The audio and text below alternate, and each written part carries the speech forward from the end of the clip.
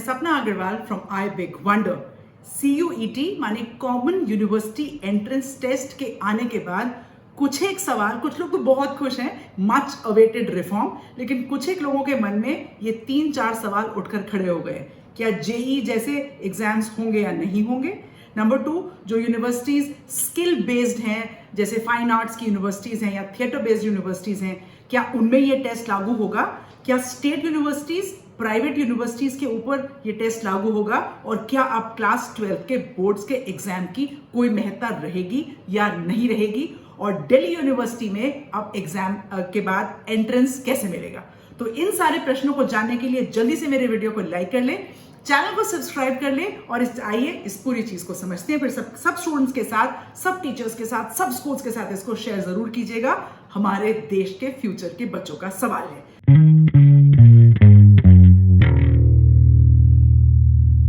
तो CUET क्या है? जैसा कि मैंने बताया, ये यूजीसी के द्वारा जो चेयरमैन है यूजीसी के मिस्टर एम जगदेश कुमार जी, वो जो उन्होंने ये पूरा अनाउंस किया, उन्होंने बताया पूरा एक एक करके। मैं स्टेप बाय स्टेप आपको सारी चीजें बताती हूँ, राइट? तो ये है कॉमन यूनिवर्सिटी एंट्रेंस टेस्ट, जो ऑल 45 सेंट्रल यूनिवर्सिटीज पर इमीडिएटली लागू होगा।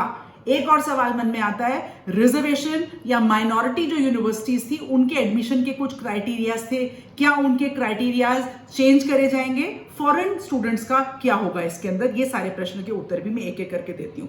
Number 1, private universities, state universities, deemed to be universities को एज अ सोशल रिस्पॉन्सिबिलिटी इस एग्जाम को कंडक्ट कराना चाहिए। This is a very student friendly examination and the student का जो ये प्रेशर होता है ना मल्टीपल एग्जाम्स देने का, वो खत्म हो जाएगा।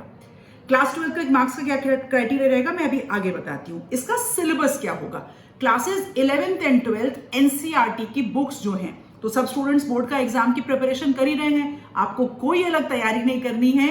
Be a very good learner for your board exams. मैंने पहले अपने वीडियो में कहा है, टर्म 1 अच्छा हुआ या बुरा हुआ भूल जाइए, टर्म 2 को फोकस कीजिए और टर्म 2 को फोकस करके आप इस एग्जाम को राइट कर सकते हैं। जो एग्जाम्स यहां पर जो सिलेबस होगा, वहां पर 3 तरह से ये पेपर होगा, 3 पार्ट्स में ये पेपर होगा। यहां पर 13 languages, 1 English plus 12 Indian languages को लिया जाएगा। 27 डोमेन्स में ये पेपर होगा।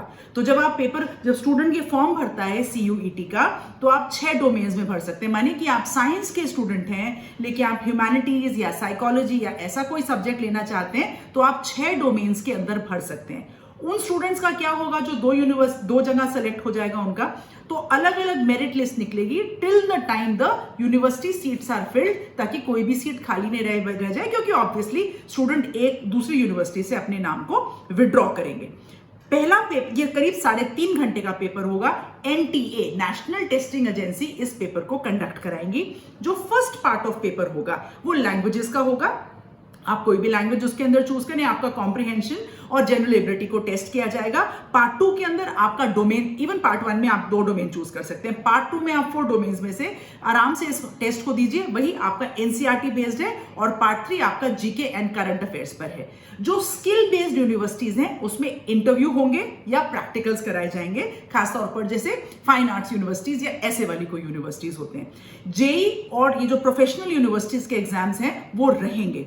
क्लास 12 के बोर्ड के एग्जाम्स का क्या होगा? Universities can use the criteria of class 12। ऐसा नहीं कि अब क्लास 12 के एग्जाम्स की कोई महत्ता ही नहीं है। सो दे कैन से कि मिनिमम क्लास 60% चाहिए आपको इस एग्जाम को अपीयर करने के लिए, या प्राइवेट यूनिवर्सिटीज अपना ऐसा कोई क्राइटेरिया निकाल सकते हैं। So your class 12 exam stage important because आपको वहां पे पढ़ना चाहिए। लेकिन वो जो एक प्रेशर होता है ना कि इसके बाद मुझे इतने सारे एग्जाम देना है, मेरा इसमें नहीं हुआ, मैं इसमें देना चाहिए, एक कॉमन निकलेगा। रिजर्वेशन और माइनॉरिटीज का क्या होगा? Everybody will have to appear for the exams, though the criterias will remain same. Universities like IGNOU, AMU Aligarh Muslim University, BHU, Delhi University, JNU, Jamia Millia Islamia, इनके पास कुछ सर्टन क्राइटेरियाज थे। They will maintain their criterias. इनके कोई criterias इनसे वापस नहीं लिए जा रहे हैं, बिकॉज ये भी एक सवाल उठा कि DU में हर एक को तो फिर SRCC में ही जाना चाहेगा। So everybody will have to follow CUET based on the merit of CUET and whatever cut off class 12 they have given. अब यहां से क्या होगा कि वो 99.4% आकर भी मुझे उस कॉलेज में एडमिशन नहीं मिला, तो वो क्राइटेरिया, वो प्रेशर स्टूडेंट्स के ऊपर से हट रहा है। बहुत बड़ा एक रिलीफ है स्टूडेंट्स के लिए।